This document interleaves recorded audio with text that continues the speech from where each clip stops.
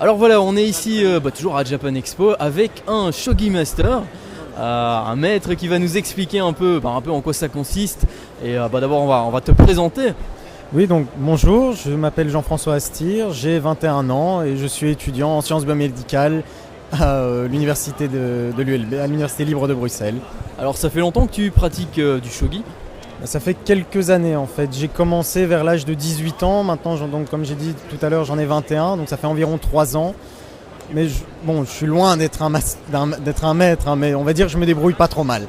Et oui, donc justement ici tu es là à Japan Expo pour donner des cours aux gens qui veulent découvrir le Shogi. Donc si tu pouvais peut-être nous parler vite fait de ce jeu, d'où ça nous vient et en quoi ça consiste grosso modo, parce que je sais que c'est de la radio, il y a pas mal de trucs sur les touches, donc ce sont sur les petits jetons avec lesquels on joue. Donc voilà, si tu pouvais nous expliquer rapidement d'où ça vient et en quoi ça consiste. Donc rapidement, en quoi ça consiste? Eh bien, le shogi c'est l'équivalent des échecs japonais. On a un roi et différentes pièces qui sont légèrement différentes des échecs. On a certaines pièces qui sont pareilles. Et le but est exactement comme aux échecs européens, je vais dire, de capturer le roi adverse et de le mettre échec et mat. Alors, grosso modo, d'où ça vient? Eh bien, en gros, comme tous les jeux d'échecs, ça provient d'Inde. On a les premiers jeux qui étaient donc le chaturanga et qui se sont ensuite dispersés vers l'Europe pour devenir nos échecs. Et puis, ils sont partis en Asie et on a donc les variantes coréennes, chinoises et puis japonaises qui sont arrivées. Donc, en gros, c'est un peu différent des échecs qu'on connaît nous, parce qu'il y a beaucoup de règles, comme par exemple une règle où on peut réutiliser les pièces qu'on a prises à l'adversaire, qui rendent le jeu extrêmement complexe et parfois difficile à aborder pour des gens qui sont habitués aux échecs européens.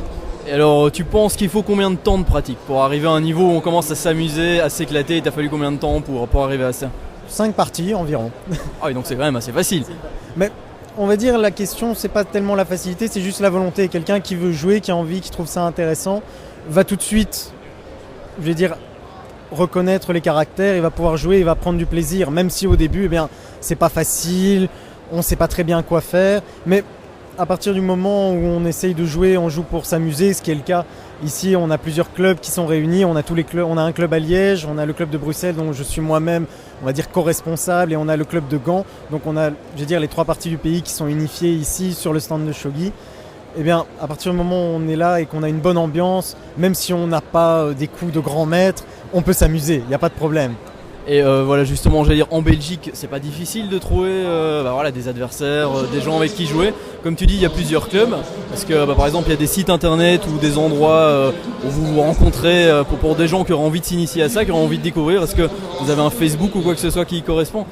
Alors effectivement, c'est assez difficile de trouver des lieux même de jeu ou même de trouver des joueurs. Parce que évidemment, c'est pas spécialement le jeu pour lequel on a le plus de personnes intéressées, parce que beaucoup de personnes d'ailleurs ne savent même pas que ça existe, premièrement.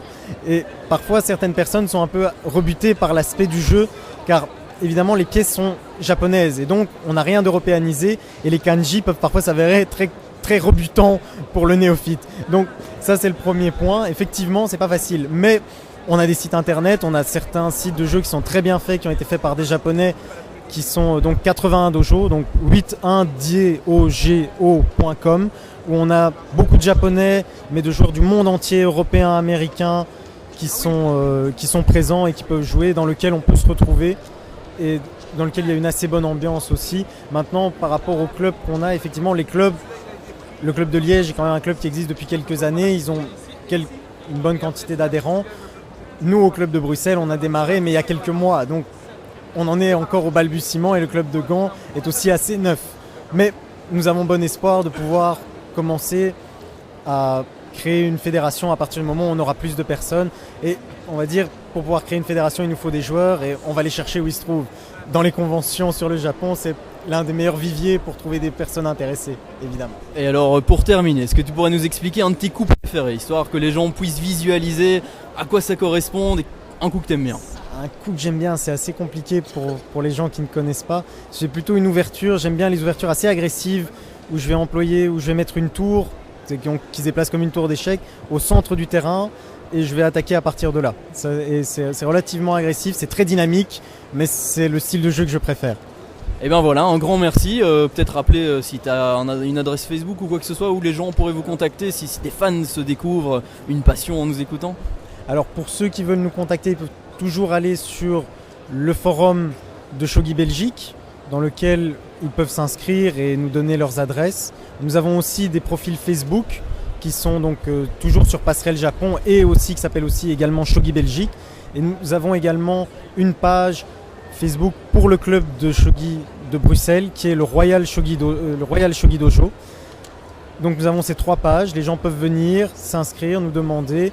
Nous avons mis les horaires, les lieux de rencontre, tout le monde est bienvenu, toutes les bonnes volontés, tous les gens ouverts d'esprit sont bienvenus.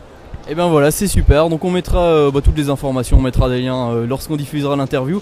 Un grand merci et voilà, venez découvrir ce jeu qui a l'air passionnant et pas si compliqué que ça, donc pourquoi pas essayer de s'y initier.